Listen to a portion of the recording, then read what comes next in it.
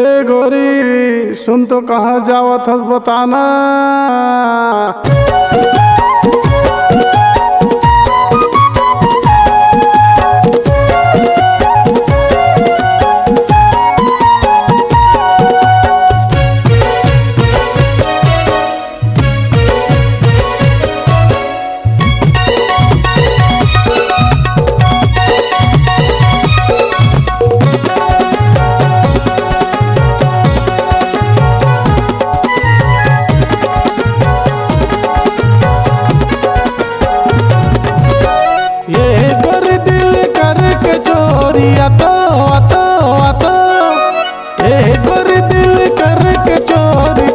बताना अरे कहाँ जावत बताना अरे न गोरिया न धकर धकर कहाँ जाना अरे न गोरिया न कहाँ जावत बताना।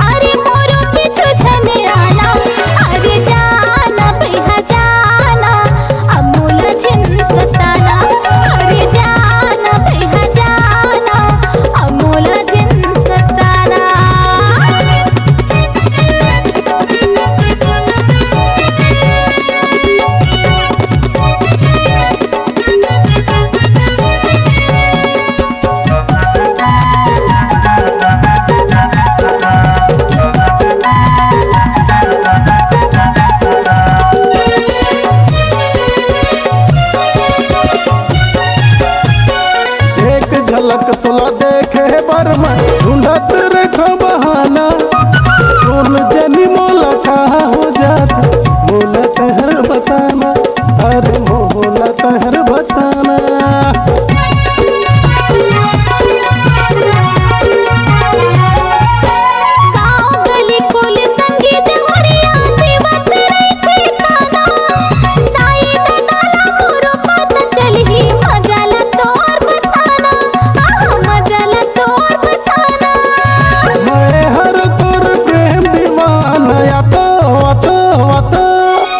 मैं हर तोर प्रेम दीवाना या मोला झन तरसाना अरे या मोला झन तरसाना अरे न बहियाना धकर धकर कहाँ जाना अरे न बहियाना कहाँ जावत बताना।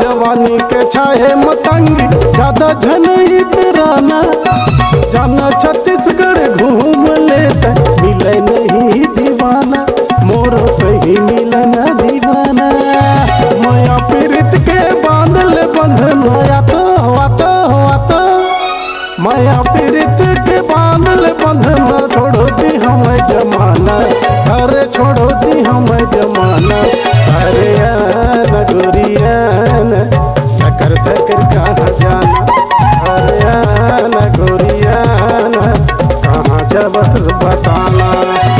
ए गोरी दिल करके चोरिया तो ए गोरी दिल करके चोरी कहाँ जावत बताना।